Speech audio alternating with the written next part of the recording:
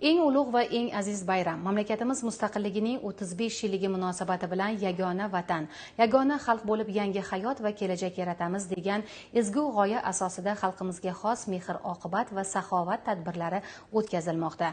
Ijtimoiy himoyaga muhtoj aholi qatlamlariga e'tibor va g'amxo'rlik ko'rsatish kabi ezgu maqsadlarni o'zida mujassam etgan ana shunday xayriya tadbirlari Vaqf xayriya jamoat fondi viloyat filiali tomonidan tashkil etildi.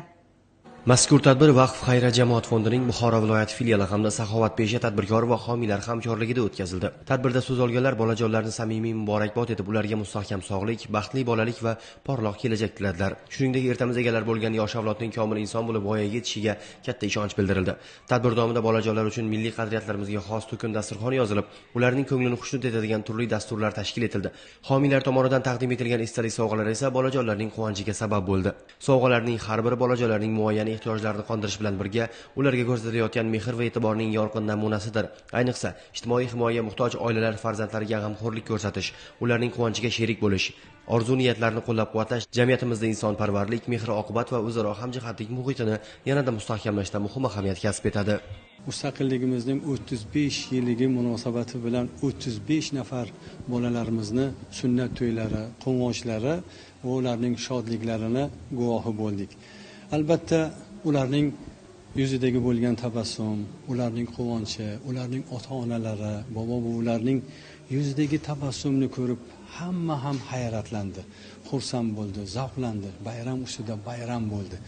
Inson borki, insonning ko'nglini ko'tarish, ularni doimo shod etish va ularni og'irini yengil qilish va ularning yuziga tabassum ulashmoqlik eng katta buyuk ne'mat hisoblanadi. Muhtaram yurtboshimizning tashabbuslari bilan butun xalqimiz, butun oilalar, butun ana shu insoniyatga g'amxo'rlik juda ham oliy darajada ko'rsatilmoqda. Biror bir uy yo'qki, unda muhtaram yurtboshimizni unga bo'lgan e'tiborlari bo'lmasa. Bunday xayriya tadbirlari xalqimizning azaliy qadriyatlari, saxovat, oqibat, bir-biriga yelkadosh bo'lish va ehtiyojmand insonlarni qo'llab-quvvatlash kabi ezgu fazilatlarning bugungi kunda ham yuksak qadrlanishini ko'rsatadi.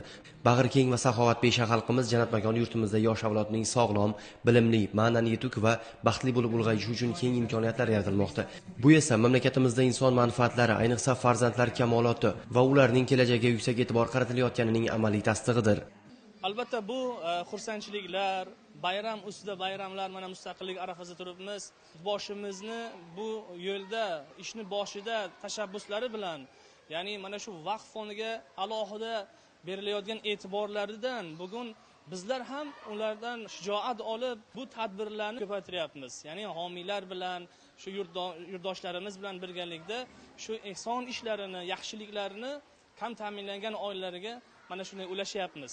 Sunnat to'yi ham xalqimizning asrlar davomida shakllangan milliy va diniy qadriyatlarni o'zida mujassam etgan ezgu an'analardan biri hisoblanadi. Shu bois 35 nafar bolajon uchun tashkil etilgan ushbu to'y nafaqat ularning hayotidagi unutilmas kun, balki mehr-oqibat va saxovatning yana bir go'zal namunasi bo'ldi. Mustaqillik bayrami arafasida o'tkazilgan bunday ezgu tadbirlar yurtimizda tinchlik va osoyishtalik, mehr-muruvvat va hamjihatlik muhitini yanada mustahkamlashga xizmat qiladi. Bu dasturimizdan o'rin olgan so'nggi lavha edi. Buxoro telekanalida qoling. Hozircha xayr, salomat bo'ling.